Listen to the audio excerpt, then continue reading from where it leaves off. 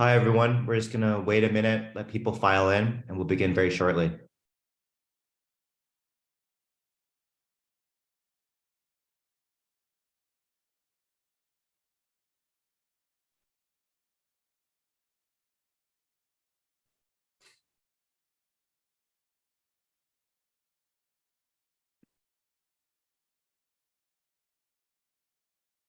Okay, let's get started. My name is Charles Turner. I'm the engagement editor at OCCRP. And for the next hour or so, we're going to be speaking with two of our Pacific editors. That's Aubrey Belford, who is based in Sydney, and Dan McGarry, who's based in Port Vila in Vanuatu. We launched our Pacific team about 18 months ago. And since that time, our team has published investigations uncovering how Chinese triads and businessmen tied to the Chinese government have built influence in Palau, the ties between the Grace Road Church, which is a Korean doomsday sect in Fiji, and questionable financial transactions between offshore accounts and in Papua New Guinea. Local journalists in the Pacific Islands have been critical in our reporting, and our goal is to help create a grassroots local investigative network in the Pacific. So as a surprise, we'll also have another guest with us today who's an experienced Pacific reporter. That's someone in the Solomon Islands. His name is Ofani, who's from Papua New Guinea as well. With OCCRP's help, Ofani is in the process of founding his own investigative unit. So we're very excited to introduce his efforts, and that will come at the end of the discussion. In this 1 hour chat, you can expect us to speak a little bit about transnational crime and corruption in the Pacific, the region's newfound geopolitical significance, and the investigative reporting techniques we've used to expose illicit money flows.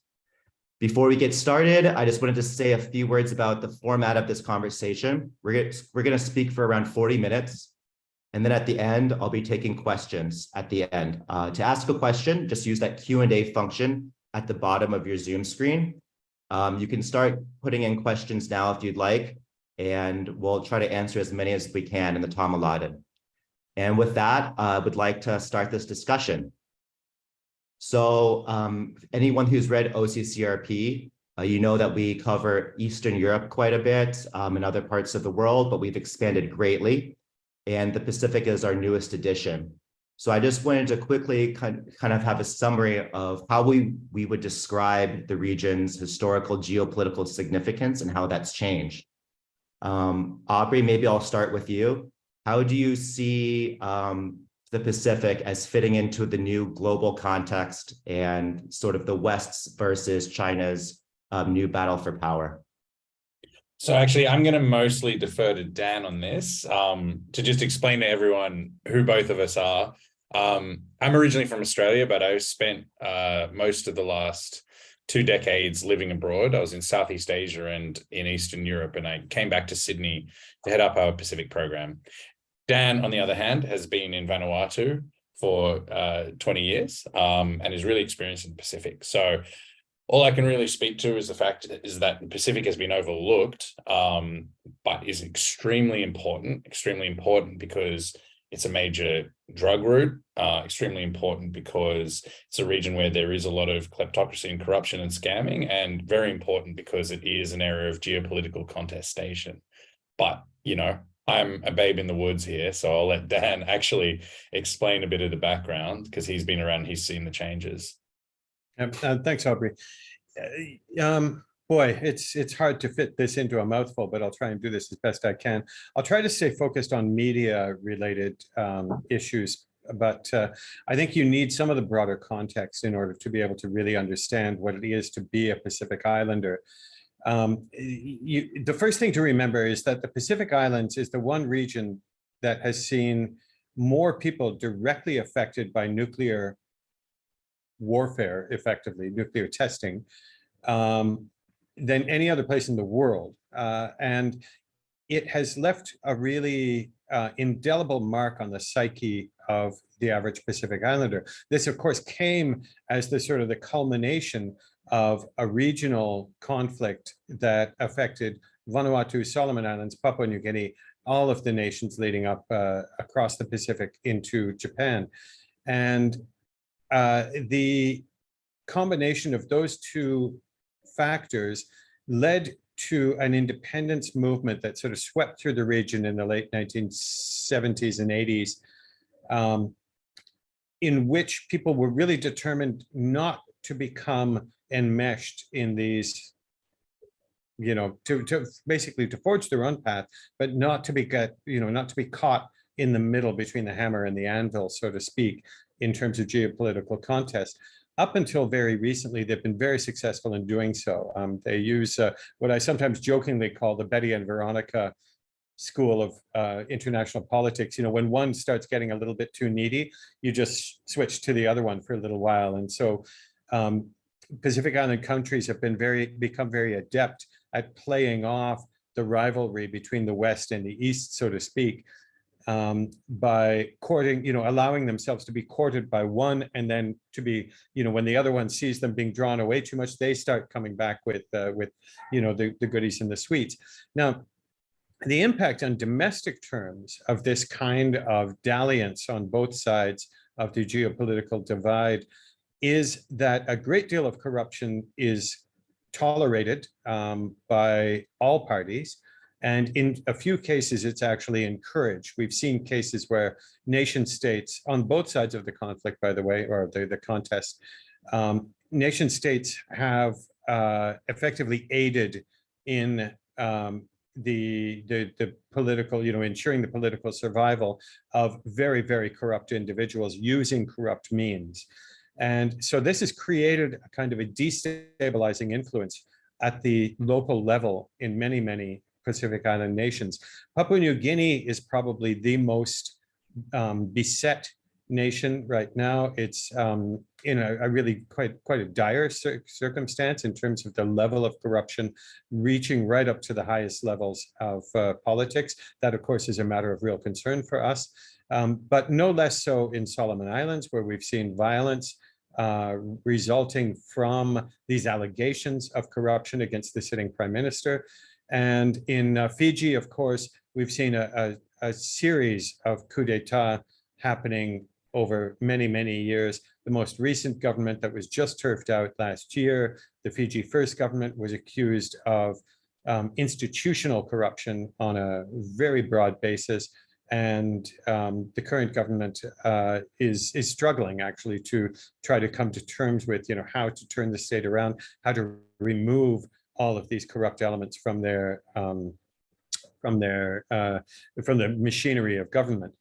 Now, that means that for a journalist, it's been, there's been lots to talk about, and quite often very few who actually cared outside of the local audience. So we've got a few newspapers that have managed to survive the decades by serving that local audience, by being unafraid to, speak truth to power, as they say, and by uncovering this corruption and helping to move things along. I've worked on a few stories myself that have seen, well, one government go removed from power as a result. But the downside is that all the pressures that normally are brought to bear on investigative reporters are increased manifold by the fact that we live in very small communities. Everybody knows everybody. Everybody knows who you're talking to. Everybody knows who's talking to you. And so we've had to learn sort of new tips and tricks and techniques, new ways to manage confidentiality. We've learned to compromise in terms of disclosure of identities in ways that many North American journalistic outfits, for example, would never allow. But we need to keep the people who are supplying us with information healthy, and we need to keep them alive. And so sometimes, we had to go to extraordinary lengths, making bland statements, that we knew were true, but, which we couldn't even overtly verify. So it's an interesting place. Now, I said until recently, nobody was really interested, but just in the last 2 or 3 years, there's been a concerted effort by Pacific journalists to basically be like the Who's from Whoville, saying we're here and that our voices need to be heard. And happily, it has been received. I think as the United States in particular and a few other countries, to a lesser degree, they've really taken home the fact that if you're going to preserve the integrity of these Pacific Island nations, you've got to preserve their democracy. If you're going to preserve their democracy, you've got to preserve freedom of speech. And it becomes sort of axiomatic, therefore, that you've got to preserve the media. Now, it's very late in the day. Prior to COVID, I published an article in The Guardian with a colleague of mine saying that we sort of feared for the future of the media in the Pacific Islands. That has turned around a little bit. In no small part, I think one of the key elements of the sea change has been the effort that OCCRP has made to introduce real investigative reporting and sort of state-of-the-art approaches, techniques, and tools to this renaissance that we're seeing. It's a budding renaissance at this stage, but I'm hoping that it's going to survive. Aubrey can talk about the actual, nitty-gritty elements of this. What I can say is that it has revitalized and reinvigorated a generation of journalists. So it's a really good time to be a reporter in the Pacific Islands right now, not just because of OCCRP. The Australian Broadcasting Corporation is doing a great deal, Radio New Zealand as well, TVNZ. But we have come through a period of significant hardship. And things, for the first time in about 5, 6, 7 years, things are starting to look a little rosy around the edges. So, Okay. yeah, So, Aubrey, it's been swings and roundabouts, but it's well worth reporting. And there's a ton of great stories still to be reported here. So, Aubrey, is there anything you want to add on to that when you talk about the region's significance, or just going more on what Dan said about the culture of investigative journalism and reporting in the Pacific? Sure. I mean, really briefly, there is not a strong history in the region of the kind of investigative reporting that we're sort of more familiar with, the document-based, very hard-edged kind of reporting. So this is something we're building anew, but there also hasn't been so much interest, so much of an audience for it. But right now, unfortunately for the Pacific is sort of finding itself, wedged between the interests of bigger countries, but also, the world at large is being affected more by what's happening in the Pacific. The geopolitical contestation in the Pacific does affect everyone. And the kind of levels of corruption that we're seeing, are really actually can be pretty interesting on an international level. I mean, there's billions of dollars a year going missing from Papua New Guinea, and this money is going somewhere. We've also seen that state actors are not just turning a blind eye to corruption, but in the case of China in the Pacific, it appears that, they're using corruption as a tool of state policy, of influence. Another big factor is just the scale of the drug trade through the Pacific is really something that we haven't seen before. It's steadily increasing. And a lot of people watching will know this, but the drug route between Latin America and Australia is one of the most lucrative drug routes on Earth. The price that you pay for cocaine on the street in Sydney is one of the highest on Earth. And if you can ship it across the Pacific to the Australian market, you make crazy amounts of money. Meth is also coming across the same route. This is meth manufactured by Mexican cartels a lot of the time, and by others, is coming across this route. And so Pacific Island countries between, the Americas and the Australian, New Zealand markets are really experiencing really massive influence from this. I mean, you've got meth labs in these countries. You have the transshipment. Sometimes you have these drugs actually ending up on land before they're then shipped onwards to their final markets. So you also have them being dropped at sea and things like that. And, one of the things we're finding as we're starting to look into these things is that people actually don't know what's going on. The scale of the problem is not really known. And the people who have been facilitating it, the institutions that have been corrupted along the way, it's really quite unknown. And one of the things we're really hoping to do with our reporting as we go ahead is actually to work out what's happening, with these illicit markets. So I think we've come to the end of this section from how you set it up, Charlie. So I'll cut myself off there unless you got any follow-up questions. No. I think that gives a good overlay of what the media landscape looks like. A lot of people who read OCCRP are investigators themselves, whether they're journalists or people who work in due diligence. Could you just speak a little bit about what it's like to track down information and data, maybe some reporting techniques that you can share, and different ways that our readers can access information or maybe even corporate records in the region? Sure. So investigating the Pacific is both like some of the easiest and some of the hardest investigating you can do.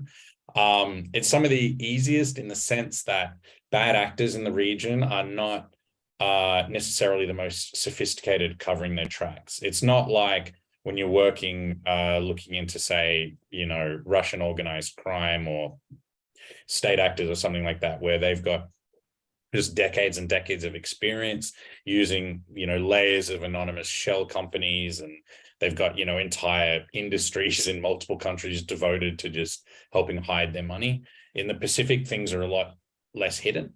You'll often come across people who tell you things that they really shouldn't be telling you, which is one of the things that makes it easy. Sure. The other thing is that the record keeping often isn't actually that good. I mean, sometimes it's good, sometimes it's non-existent. Government agencies that should be responsive, it comes down to actually there's, the one guy you have to go to find out something really basic. And if he's not around or doesn't feel like talking to you, then you'll never get that information, even though, by rights you should. So what we've tried to do is basically try and get past some of these roadblocks by building out our reporting network, but also helping to make some tools available, including to the public.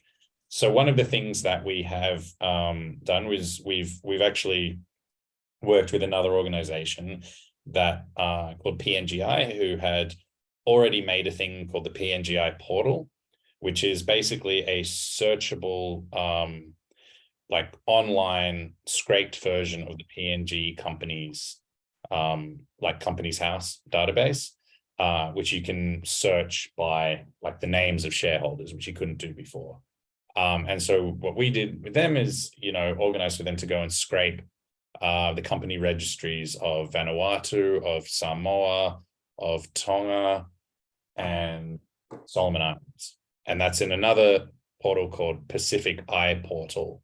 .org, and the other one's called PNGI portal.org. So basically what we've done with that is we've got five countries now where you can actually go and put in someone's name, and you can see right there all the companies they're associated with, all the people they're linked with, all of the addresses that they're at,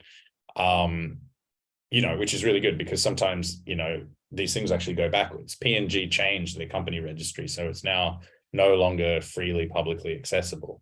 So you can't actually, really go through the sort of front door anymore in PNG. And Dan's just put the links into the chat if you want to see them. Yeah, I'll share that information about IPNG and the other portal in a follow-up email to our readers, because these are publicly accessible. Cool. We're also here joined by Ofani, a local journalist based in Papua New Guinea. Solomon Islands. Solomon Islands. Hi, Ofani. Right now, we're just talking about the data sources that we collect. Dan, is there anything that you want to follow up with talking about collecting data in the Pacific? Yeah, I think no matter how, look, these companies' databases are invaluable, and the ability to do a name search is something new for us. And, to be honest, as an investigative journalist working in the Pacific, it felt like candy. It was just so great to have something so easily accessible. But none of that really obviates the need for having boots on the ground, just knowing your turf. There was never a better place to be a beat investigator than in the Pacific, because if you don't know the individuals, as Aubrey was saying, the record keepers, the gatekeepers of key information is often one person. And even just knowing if they're sick or if they're in the office on the day can save you a lot of grief, a lot of effort. Knowing who to ask and knowing who not to ask. You know, sometimes if it gets around the office that so-and-so is looking for things, things can go missing. We've looked at one circumstance where, you know, years of records were just missing. You know, as there, and there was no explanation, no confusion, no apology. It was just like, no, we don't have them. And that was the end of the conversation effectively. So there are brand new challenges, but it does mean that a lot of, you know, old shoe leather tactics that might be forgotten in the days of data journalism, they still work here. But it really is about building the relationships, spending the time on the ground, talking to people, getting to know them, earning their trust. You know, those things that are just never going to go out of style. Okay. I mean, as a solid example, we just had, you know, a Pandora Papers based investigation from PNG that we published just over a month ago. And that was using, you know, a big international leak. We were also using, you know, all these digitized records from Papua New Guinea, the company records and everything that were there. And so that was a real kind of modern approach. And that was using also the tools that, you know, we helped, you know, see developed. But then on the other end of the spectrum, we did our story from Palau, which was an equally complex story involving a lot of players, you know, working out who owns what, but there are no sources of, you know, any sort of digital documents in Palau. So that was on the ground, going to the people that have them and hassling them for months, you know, to hand this over, hand that over, you know, using those personal relationships. So, you know, it really runs the gamut. And yeah, there's no sort of tech solution to everything in this region. It only works if we have lots of people doing it, and that's very well resourced. Okay, that's interesting insights, because there's such small communities also. You really have to, like, you know, come and show up in person. Ofani. As Aubrey said, though, just one last little thing. I think it's important to know that when you're working in a small place, you know, everybody knows everything about everybody. So you actually get more, it's easier leads once you have people's trust. It's just really harder to, you know, a great deal harder to substantiate them, to move them from, you know, that thing that everybody knows happened, you know, so-and-so, you know, beat up so-and-so outside the bar last Friday, to actually getting a police, you know, criminal investigation report, or you know, to see something land in front of a prosecutor. That's the difference, really. So yeah, I'm sure Ofani has a great deal to tell us about that as well. He's been on the beat for longer than I have. Yeah, Ofani, just to let you know, you're muted, but do you have any tips or experiences you'd like to share about what it's like to report in the Pacific? We have a lot of our listeners are journalists themselves. Hi guys, good evening from Honiara, Solomon Island. Nice to be here, and yeah. Sorry, what was your question again? Yeah, well, we're speaking about reporting in the region, and I think reporting in the Pacific Islands, it's a little bit of a different reality than in North America or Europe, where a lot of our readers are based. So I thought maybe do you have any experiences or insights you'd like to share about what it's like to be a journalist in the Pacific?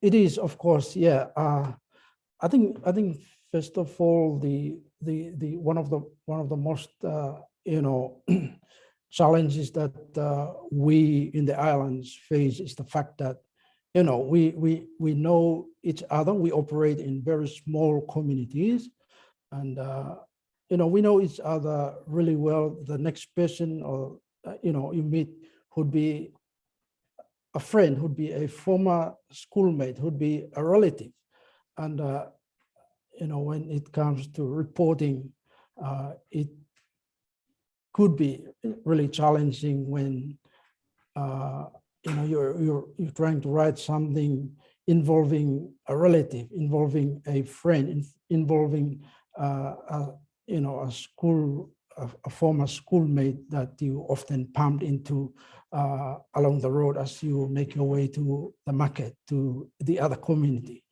So yeah, that's one of the challenges that we've been facing here. The other one, of course, is the scatteredness of the islands and the fact that communication has been a real problem. We cannot communicate effectively.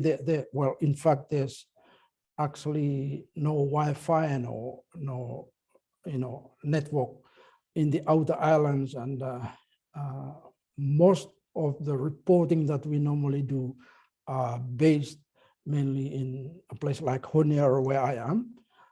So the newspapers, for instance, who mostly covered stories that occurred in the capital city, and basically forgot or don't know what's going on out there in the island. So that's the kind of challenges, that's the kind of the realities we face here in the islands. Yeah. Okay, yeah, thank you. No, that's interesting. Charlie, I was wondering if I could just introduce a little as well, Ofani, if you don't mind. I'd like to sort of introduce a bit about In-Depth Solomons. So part of what OCCRP is doing in the region is we are helping with the creation of independent investigative journalism centers in Pacific Island countries run by Pacific Island journalists. So we actually plan today to have 2 people joining. So Ofani Eremae joining us from Solomon Islands, and also Kila Wani, who is going to be joining us from PNG. Unfortunately, she's been traveling today, and so she hasn't been able to join us as scheduled. Travel is another one of the things that makes things very unpredictable in the Pacific. But we're helping these guys in setting up their investigative center. In-Depth Solomons is in the process of getting together for launch. But Ofani, I was wondering if maybe you could just describe a little, what you were doing before and what prompted you to leave and set up something new. Okay, thanks, Aubrey. I've been around, I'm basically a print journalist. I've been around the industry here for for around 25 years. Been working for both the newspapers here. By way of context, in the Solomons, we have 2 daily newspapers that were published in English. And then, of course, we have the national broadcaster, and I think 1 or 2 online news outlets that mostly publish press releases from the government and other organizations. Now, the last job that I had was with a newspaper called the Island Sun, and I left towards the end of last year after realizing and experiencing the owner of the paper getting cozy with the Chinese diplomats here, when they came into the country in 2019, when our government decided to make the switch, as we call it here. One of the first things that China came in and did was getting the mainstream media to its side. So in the past couple of years, the papers here, especially the newspapers which were privately owned, have been receiving, accepting grant money from the embassy here. They have been, getting support like mobile phones, laptops, desktops, cameras, and other office equipment. One of the newspapers was given a vehicle, and they get China to repair their their printing press that went down, went down for a couple of months.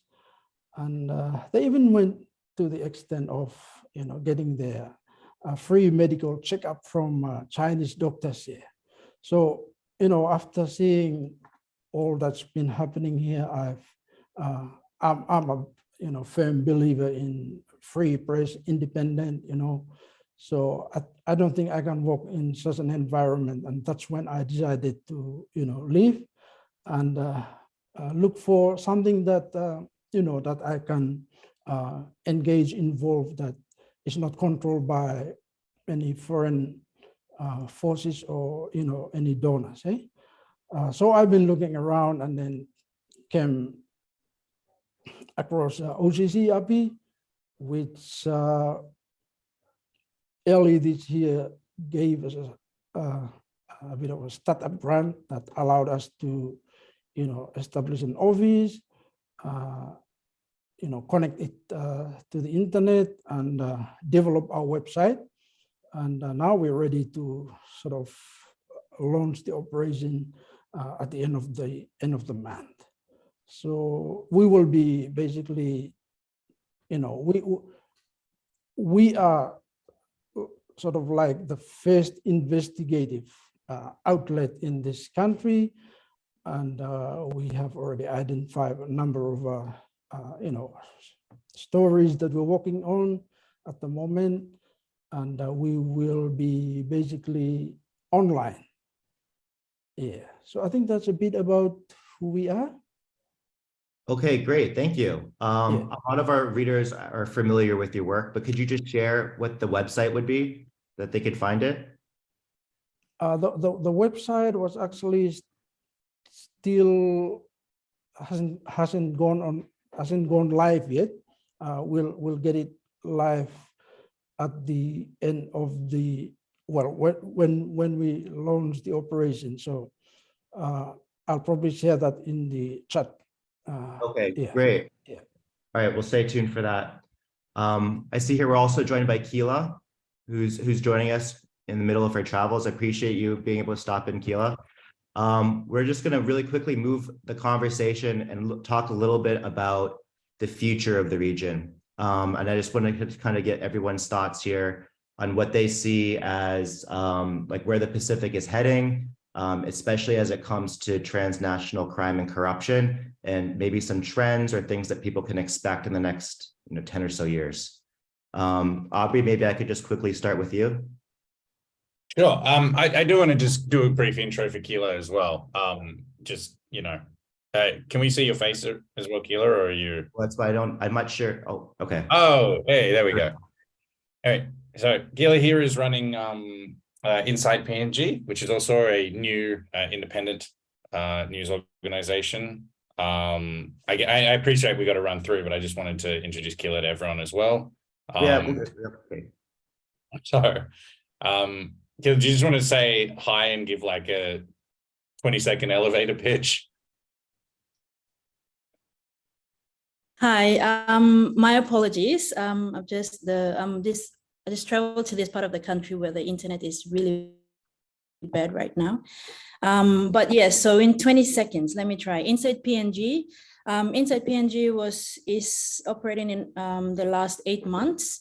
We're fairly new. We came out from a group of journalists that were terminated in a local national television in Papua New Guinea from while there are a number of issues behind that, but mainly from running stories related to drug network in Papua New Guinea. So yes, we've from that walk off, not getting enough support locally. We've had a lot of support from the international organizations. In one of them, and the only one that's currently at the back of us right now, OCCRP, who's come on board to give us an. With that experience from MTV, we've decided to venture into investigative journalism. It's the first for us also in the country. And we've lined up a number of, sorry, I'm shaking right now, but we've lined up a number of prospects. One of them including the current drug bust in the country. It's exciting. We're diving into it. The challenges are new for us, but it's something that the country needs, the region needs at this time when geopolitics and what is big in the region. So thank you, OCCRP, and we're excited. Like I said, domestically didn't get much support, but we're looking at reaching out and yes, getting more support from abroad. 20 seconds, I hope that was, but yes, that's basically inside PNG. All right, I'll answer your question from before about what future trends we're seeing. I mean, basically, this part of the world, you see everything you see anywhere else, although some things do come a little bit later. One of the biggest things to watch really is just drugs. I mean, the extent of the drug trade really is huge. And as drug networks get entrenched in Pacific Island countries, they are kind of mapping onto existing corrupt networks that exist.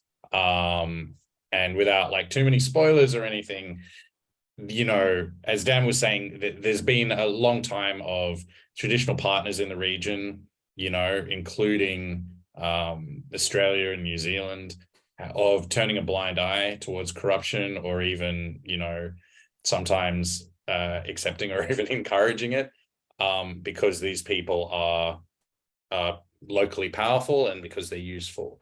And you can see that with, the growth of the drug trade in the region, that, that thrives off local corruption, and the corruption that's been fostered in earlier years becomes the basis for, this kind of much worse situation that we're seeing now. So this is me talking about it in an extremely vague way, which hopefully does not give away any stories and does not open us up to any defamation. So that would be one of the main things. Aubrey, I think we could also mention that since 2001, since 9/11, effectively, there's been a great deal more emphasis placed on scrutiny of financial flows, and that has exposed quite a lot of the corruption that was happening in the South Pacific. Even the Panama Papers contained numerous, countless documents talking about that reflected activity in the Pacific Islands in tax havens such as Vanuatu, where I live, and Cook Islands, Samoa, elsewhere. The increased level of scrutiny and the increased pressure on Pacific Island governments to be more transparent has actually created a few new opportunities. Among them, the companies' registries, they were all brought online as a part of this digitization effort, and that was the step that we needed in order to be able to sort of take all that information, start turning it into a publicly useful shape. So there are better prospects now for being able to track illicit drug and money flows through the Pacific than there were in the past. And like I said, it is a good time to be a journalist here. Okay, great. It's also a nice way to suggest that if anyone here with deep pockets, apart from giving us money, if they're involved in other projects in the region, promoting data transparency has a massive multiplier. Yeah. Mm-hmm. Ofani or Kila, is there anything that you would like to share about what you see as the future in the region when it comes to investigative journalism or trends in organized crime or corruption? Ofani, maybe you. I see you moving to unmute your mic. Yeah, okay, so thanks, Charlie. Investigative journalism has been sort of a quite new, well, it's a new thing here in the Solomons. And, corruption is a huge issue here. And we have not been reported on corruption in a way that, you expect the media to do in a free society like the Solomons. Now, in the next couple of months and of course years, we will be looking into, in-depth Solomons will be looking into the logging industry that has been blamed for all the corruption that's been going on in the country for many, many years now. Right now, the trees are going down fast, and the loggers are moving from the forestry industry to mining. And this is a huge issue that the same people moving from forestry to mining, and they are the same, very much the same people who are calling the shots here. They controlling who goes into power. They control who will be the next prime minister, and so forth.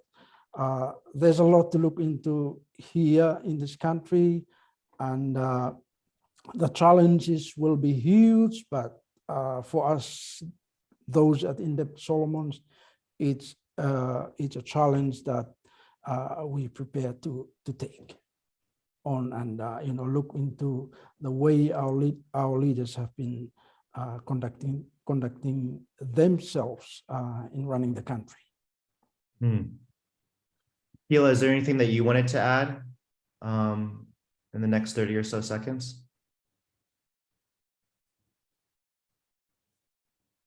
Yeah, just similar to Ofani, the excitement is there for the team. It's new again, as I mentioned earlier. The tenacity for the journalists is there. We have one whom I've just visited in this part of the country, that she's really pushing to expose the rot that is that happens in the government these days. And yes, so we are excited. It's going to be tough for us. We know, and we're expecting legal challenges that will come after this comes out. We're expecting not just security in terms of legal, but also in terms of physical security. We're expecting all those, but as journalists who have this passion to push to do what's better for our country, we're going to go through with this, excited for it. And yes, my aim as an admin person in this organization is to ensure those legal and physical securities we are looking to, plus that I build two or three or five more journalists in the likes of the person that I have right now in this organization, who loves what she does, who will push and shove to see that justice and those in power held accountable for what's happening here in the country, especially in relation to corruption and all of this stuff in our country. Okay, great. Thank you for sharing that. So we're going to quickly move and take some questions from the audience. We already have a few rolling in. Others have emailed them. If you have a question, just enter it in the Q&A function at the bottom of Zoom. All right, so with the first question, I think this is a good one to start it off, is people are asking about the role of Australia as a facilitator or maybe even a preventer of corruption in the region.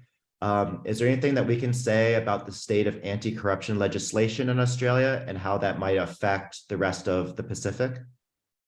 Sure, I can speak to this. Yeah, I've seen a few people have raised this. I mean, Serena got in the first question about that. Steve asked that question. I'm sure we probably got more in there as well. And yeah, so look, basically Australia has not been particularly good on this. Australia is the destination of choice for a lot of ill-gotten money in the Pacific. If you're a dirty politician or, you've been embezzling money or getting kickbacks or whatever, putting that into Australian property is really a favored way of doing things. And there is not that much scrutiny of where the money comes from. It's not something that has been well quantified, and I wouldn't be able to say, and I couldn't even hazard a guess, but, it's a very large amount, particularly going into Queensland. Queensland really is a favored destination because of its proximity, particularly to, let's be real, a lot of it's PNG. Sorry, Kila. But, PNG's just got a lot of money, and a lot of money's getting stolen, and Queensland's right there. So it's something we're looking into. There has not been kleptocracy and corruption in the region has not been a focus for Australian law enforcement. It has not been as big a focus of Australia's foreign policy as we probably like.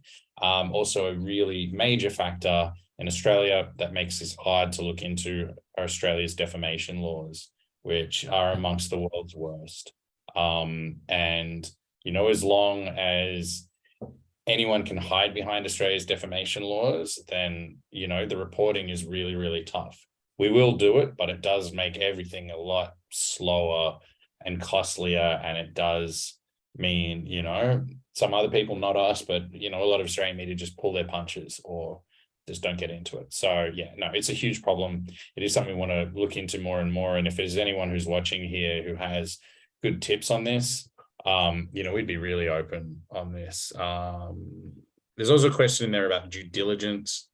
Aubrey, can I just add a quick note here? I think we do have to give credit where credit's due. And, it was Australian money that got these companies' registries put online in the first place, albeit in a way that didn't really suit investigative reporters, So I find that in my experience, Australia has always had this sort of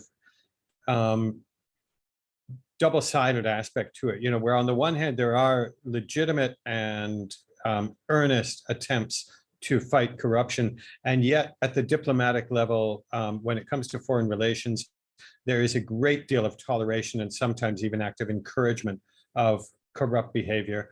And there's a great deal of ignorance, and probably in some cases deliberate ignorance, around Australians aiding and abetting corrupt behavior, private individuals engaging in corrupt behavior. We've seen criminal prosecutions for people involved in taxi operations from Australia into Vanuatu. And as Aubrey mentioned, half the city of Cairns was built with corrupt money coming out of Papua New Guinea, and a lot of that just gets willfully or blithely ignored. So there's a great deal yet to do. Yeah, there's also a question in there from Christopher Green asking about Australian lawyers and accountants. Absolutely integral to the sort of plunder that's been going on. Also, there are Australians who are lawyers and accountants in country.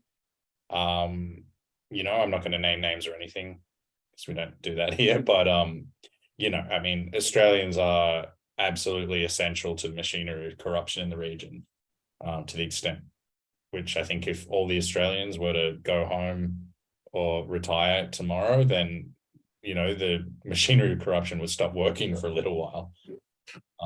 So that's a bit of an overstatement, but because our specific guys, we're pretty innovative when it comes to corruption, but nonetheless, there would be a noticeable difference. Okay. So Sabrina also asked a follow-up question about beneficial ownership data in Australia. How accessible is that compared to some parts of Europe and North America? Which question is that exactly? So there was stuff about Chinese companies and coming in, and anyway, but look, looking up stuff in Australia is quite hard because it's not freely available information. It costs a lot of money. So we do it, but it's slow. A lot of the time, actually, when people invest in property in Australia, they are just doing it in their own names. They're not really bothering to hide because, unfortunately, with sort of corrupt people in the Pacific, they aren't used to anyone looking for them. So, there is a real problem. I mean, if they were using shell companies and things, that would be much harder, but it's actually not happening all the time. So, one of the bigger challenges actually is just that it's good for us in a way because it makes this a lot easier, but, there's just been such apathy and so few people that actually want to look at this stuff that, you know, I mean, these guys are usually just not hiding. If you're looking through company ownership or anything in the Pacific or in Australia, whatever, people just putting their name on stuff because they just don't think they're going to get caught. We have also a question from someone, an anonymous attendee, who said, as the EU and the US put more pressure on Switzerland's finance sector, they've seen more money flowing into Singapore. Can you say something about the role of Singapore in facilitating and driving corruption in the Pacific? I mean, huge. Yeah, I mean, Australia's, okay, to like put it really, really briefly, Australia is where the money, like a lot of the money is going, you know, into property or whatever, but Singapore is where the big financial flows are facilitated. And, you know, there's a lot that's unknown, but anecdotally, yes. You know, Singapore is kind of where a lot of illicit money flows are happening. A lot of things are being disguised through trade-based money laundering and stuff like that. I think the simplest way we can say it is with a little anecdote. Among the corrupt elite in Vanuatu, Singapore is where the smart people are putting their money. That's where the money gets stashed, you know, because they don't want to be in Australia. They don't want to be sort of subject to scrutiny every time they fly in and out of the country. Our major routes are in through Australia. So they put it all in Singapore.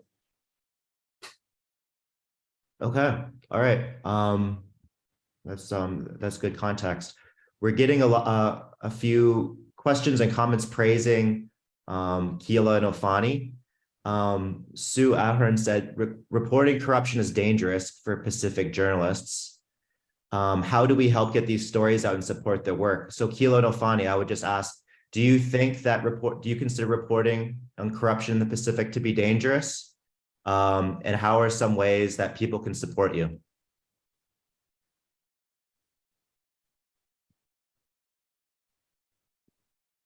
Kila or Ofani, do you have anything to come from that, Ofani? Yeah, okay, Charlie, let me say, let me come in here. It definitely is dangerous, as many of us would be fully aware. Here in the Solomons, we are dealing with loggers. We are dealing with you know, Asian loggers, Asian miners, who, you know, don't want anything to be said about them in the media. Normally, the first thing they would do if they know that you are looking into or you're conducting an investigation into their activities would be to threaten you with a legal action, use their lawyers to write you and, you know, stop looking into what they are doing, that sort of thing. Yeah. There were previous cases here in the Solomons where, you know, loggers using locals to attack each other, using two opposing parties to attack each other. And those are the, you know, the kind of dangers that I think comes with investigative journalism in a country like the Solomons and, of course, Papua New Guinea. Maybe Kila can add on something there. Kila, is there anything you want to add in terms of the dangers that come with reporting in the Pacific? Yeah, thank you, Charlie. Definitely it is reporting or delving into investigative journalism in Papua New Guinea, and I'm sure for the region, is dangerous for a number of factors. One of them, government and political pressure, as Ofani alluded to. Investigative journalists may uncover sensitive information, which we are doing now. We've had experiences as well, like Ofani mentioned, where we've had government bureaucrats using people in the networks to approach journalists and give warning. And so, yes, one of that factors is government and political pressure. The other one is, as we tell these stories, there's this criminal organization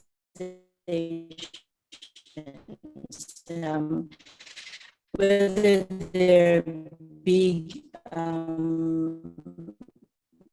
bigger than. Oh dear, Kila, your internet's cutting out a bit.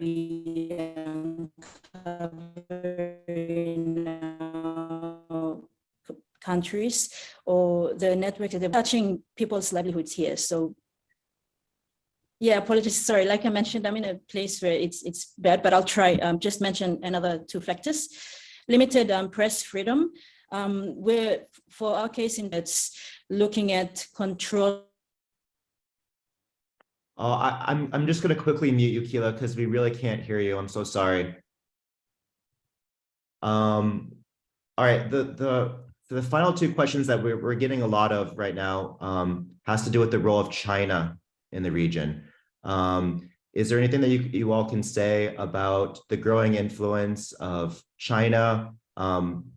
Obviously, there's geopolitics, but how it might affect illicit money flows in the region?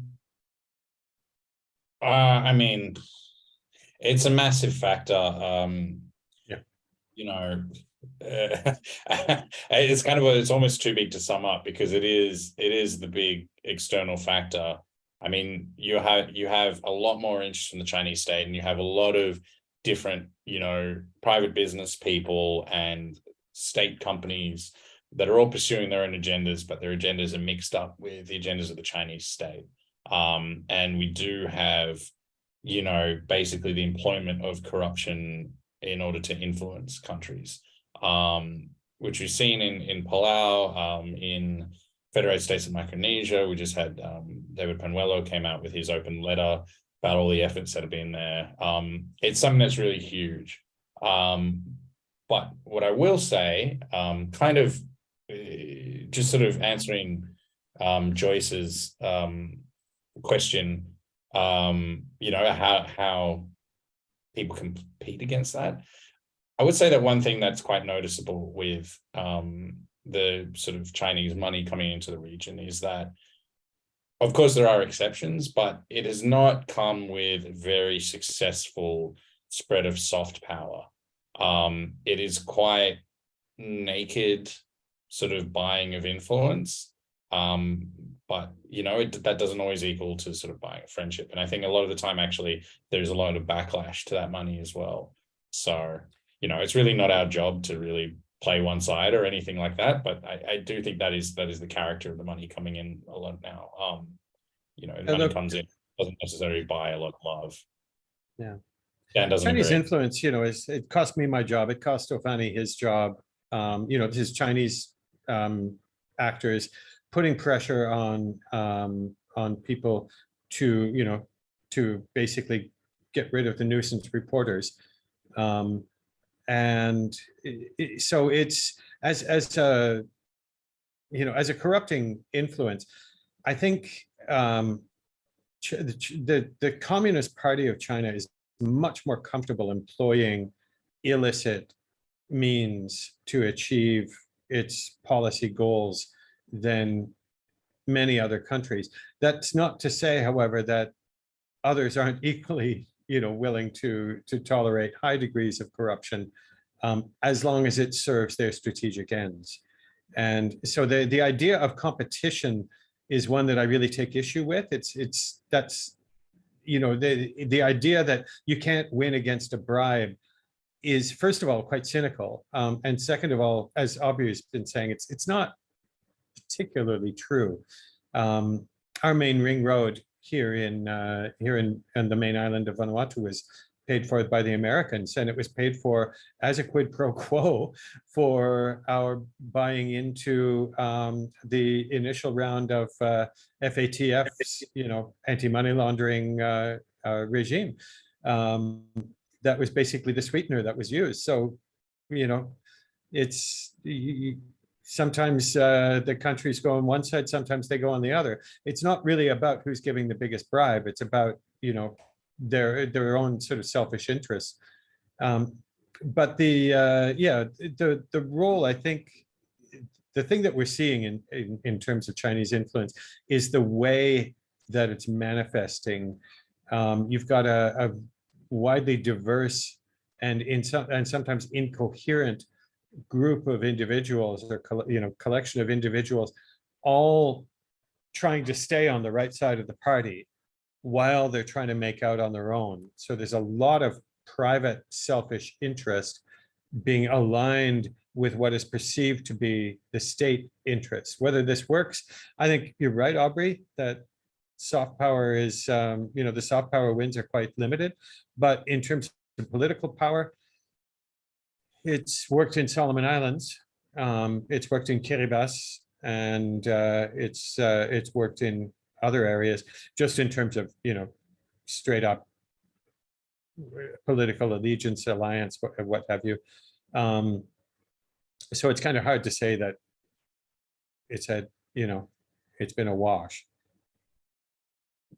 I definitely wouldn't say that. I mean, in another word, no, you know what I mean. Yeah. I mean, another thing it's just worth, I mean, we can talk about all the sort of the cynicism and lack of consistent principles from, Australia or United States or whatever in the region. But, in those times where Western countries have facilitated corruption in the region, that's one aspect of a very sort of complex and contradictory policy, where at the same time you have other people who are fighting for transparency. And the thing that we see with China is that, basically, if paying off someone is what needs to be done, that's what's going to be done. And there's no, voice in China sort of countervailing that. And another thing that we've seen that's really interesting, which we've talked about in our investigation so far, is that you basically have a sort of entrepreneurial approach by corrupt actors linked to China, where they will be out in places, particularly places that do not recognize China and recognize Taiwan instead, that you'll have, scammers and crooks or just shady business people, or sometimes triads or, networks that are a mix of all of this. And they will be there doing, dirty business, paying people off, and at the same time, just kind of looking back at China and saying, look at me, notice me. And basically by pursuing their own ends and trying to push forward China's interests, that's basically part of state policy. And so that can be very effective because, you have venal elites will enter into these relationships, not realizing that there's serious state backing behind it. But also, again, that can create a massive backlash. If the sort of face of China in your country is just a whole bunch of scams, that really hurts soft power. So that's interesting. Okay, yeah, we're hitting the end of this session. We had a lot of questions, unfortunately, we can't really get to right now. And Kila, I'm going to make sure that we collect your response and we can put it into the email that we send out to everyone with the recording of the webinar, because you had two factors that you weren't able to share. So I just wanted to wrap things up by saying thank you to everyone and to our OCCRP accomplices who directly support our investigative reporting. We're going to be hosting more webinars like these going forward, so just look out for those emails. I wanted to wrap it up. Thank you, Aubrey, Ofani, Dan, and Kila for participating, and we'll be in touch. Thank you. Thanks a lot. Thanks, everyone.